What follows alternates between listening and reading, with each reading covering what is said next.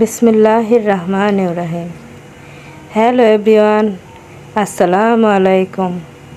কেমন আছেন সবাই? আশা করি কাছে ও দূরে, দেশ কিংবা দেশের বাইরে যে যেখান থেকে আমার আজকের এই ভিডিওটি দেখছেন,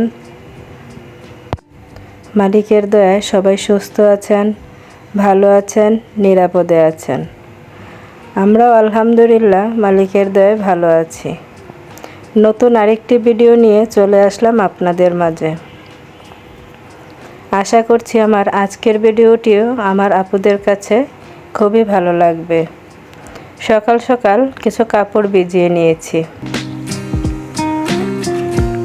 তারপরে আমি অফ ক্যামেরায় ঘরগুলো গুছিয়ে নিয়েছিলাম। এবার আমি আগের দিন যে কাপড়গুলো ধুয়ে দিয়েছিলাম সেই কাপড়গুলো ভাঁজ করে গুছিয়ে নেব। যে কাপড়গুলো আয়রন করতে হবে সেগুলো আলাদা রেখে বাকি কাপড়গুলো ভাঁজ করে নেব। আমার আপুরা নিশ্চয়ই আমার গলা শুনে বুঝতে পারছেন, কোথাও গেলে তারপরে ফিরে এসে এই ক্লিনিংয়ের কাজ করতে করতেই নাজেহাল হয়ে যায়। ঠান্ডা লেগে একাকার অবস্থা হয়ে গেছে, গলা ব্যথায় গলা বসে গেছে। প্লিজ আপুরা একটু কষ্ট করে শুনে নেবেন। ভিডিওর এ পর্যায়ে যারা আমাকে দেখছেন, প্লিজ একটি লাইক দিয়ে ভিডিওটি কন্টিনিউ করবেন। কাপড় রাখতে এসে দেখি আমার ছেলেদের ডেস্কের অবস্থা একেবারে নাজেহাল। তারপরে আগে এটাকেই গুছিয়ে নিতে শুরু করলাম।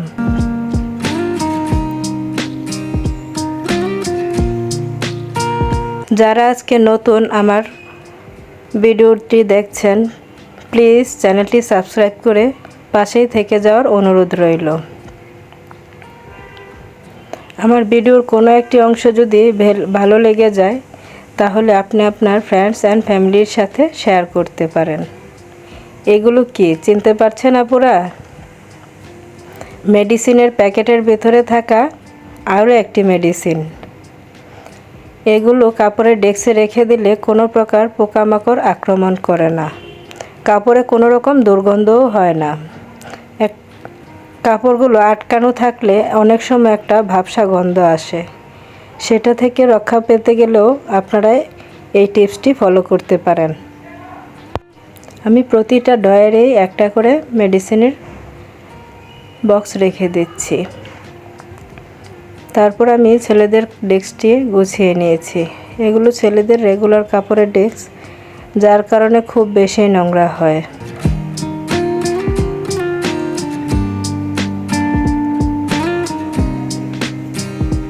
অফ ক্যামেরায় আমি আজকে ঘর গোছানো, ঘর ঝাড়ু দেওয়া, ফার্নিচার মোছা সব কাজ করে নিয়েছি। এবার চলে আসলাম রান্নাপাড়ায়।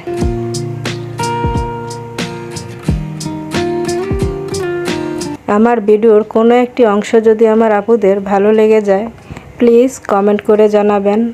আমার ভিডিও সম্বন্ধে কোনো মন্তব্য থাকলে সেটাও কমেন্ট করে জানাবেন আপুরা।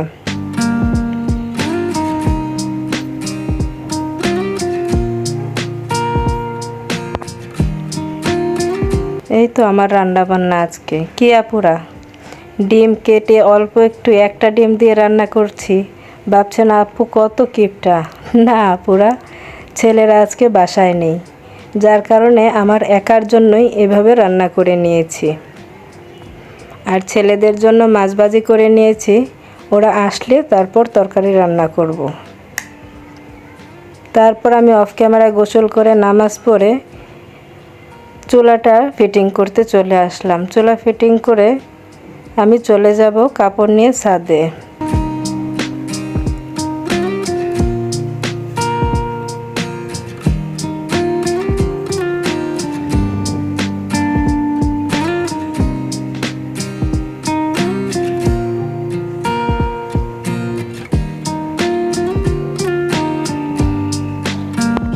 ছেলেরা আজকে তার মেজো আম্মুর বাসায়, তাই একা একাই সবগুলো কাজ গুছিয়ে নিচ্ছি আস্তে ধীরে।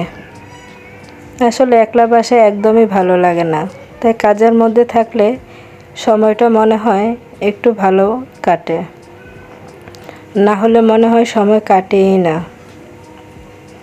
তারপর চলে আসলাম বিকালে, বাকি কাপড়গুলো আয়রন করে নিয়েছি এবং ছাদ থেকে কাপড়গুলো নিয়ে এসে কাপড়গুলো ভাঁজ করে নিব।